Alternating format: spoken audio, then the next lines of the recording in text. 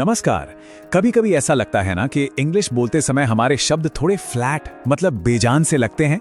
तो आज हम यही समझेंगे कि अपनी इंग्लिश को सिर्फ फंक्शनल से फैंटास्टिक कैसे बनाया जाए, ताकि जो हम महसूस कर रहे हैं वो हमारे शब्दों में भी झलके।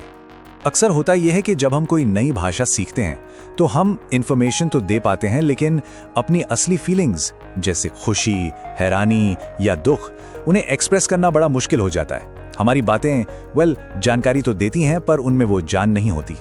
जरा इस पहले सेंटेंस पर गौर कीजिए, ही रन्स फास्ट। ये एक सीधा साधा फैक्ट है, ठीक है, पर अब दूसरा सेंटेंस देखिए, हाउ फास्ट ही रन्स। ये सिर्फ फैक्ट नहीं बता रहा, ये एक सरप्राइज, एक इमोशन दिखा रहा है।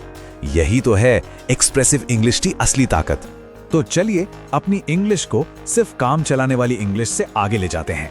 हमारा गोल है इसे ऐसा बनाना कि ये हमारी फीलिंग्स को, हमारे जज्बातों को सही में दिखा सके। तो ठीक है, शुरू करते हैं। हमारा जो पहला टूल है वो है एक्सक्लेमेशन, यानी विस्मयादि बोधक वाक्य। ये जो अचानक से आने वाली फीलिंग्स होती है ना, उनको एक्सप्रेस करने के लिए ये एकदम परफेक्ट है। तो ये एक्सक्लेमेटरी सेंटेंस है क्या? आसान शब्दों में कहें तो ये वो सेंटेंस हैं जो किसी बहुत स्ट्रॉन्ग फीलिंग या अचानक आए इमोशन को दिखाते हैं, और इनकी सबसे बड़ी पहचान, ये हमेशा एक एक्सक्लेमेशन मार्क के साथ खत्म होते हैं। और फीलिंग्स कोई भी हो सकती हैं, बहुत ज्यादा खुशी, जबरदस्त हैरानी, दर्द, गुस्सा या फिर एक्साइटमेंट।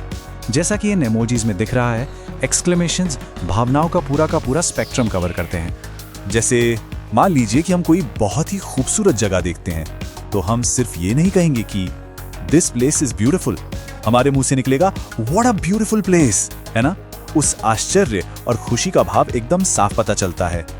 या जब कोई बहुत ही शानदार काम करता है, तो अपनी खुशी और एक्साइटमेंट दिखाने के लिए हम क्या कहते हैं? Wow, you did a great job. ये वाओ शब्द ही तुरंत हमारी फीलिंग को सामने ले आता है। लेकिन एक्सक्लेमेशंस सिर्फ खुशी के लिए नहीं है, गहरे दुख या दर्द को बताने के लिए भी इनका इस्तेमाल होता है।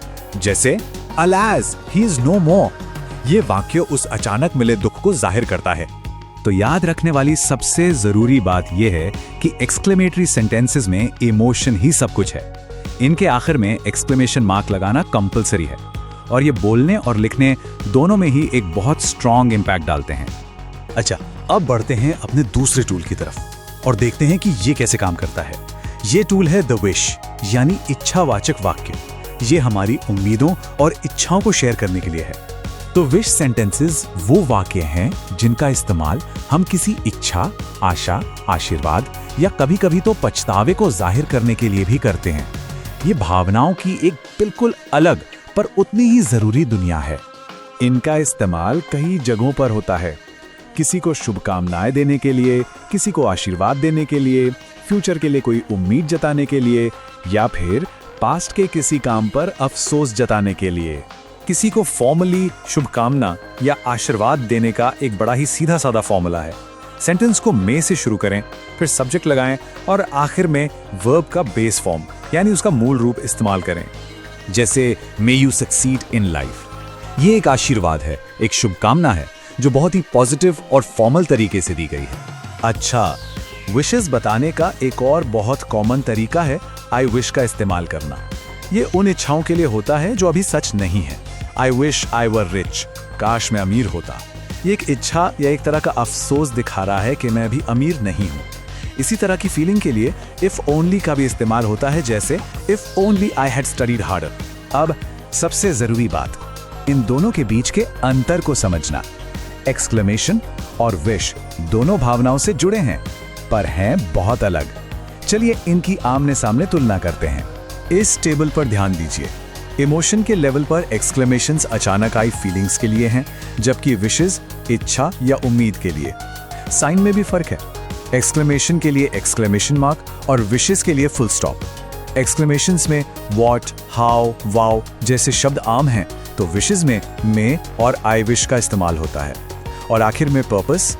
एक्सक्लेमेशंस एक रिएक्शन है, जबकि विश एक एक्सपेक्टेशन है, एक उम्मीद है। तो आप जब हमने दोनों टूल्स को समझ लिया है, तो देखते हैं कि इन सबको एक साथ रखकर अपनी इंग्लिश को और एक्सप्रेसिव और असरदार कैसे बनाया जा सकता है।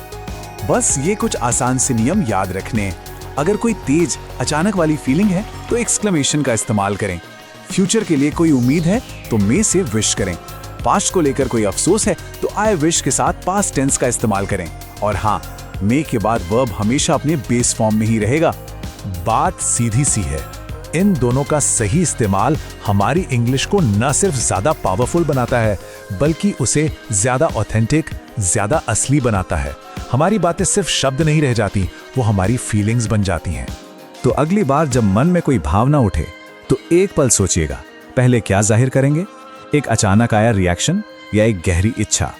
सही टूल का चुनाव अब हमारे हाथ में है।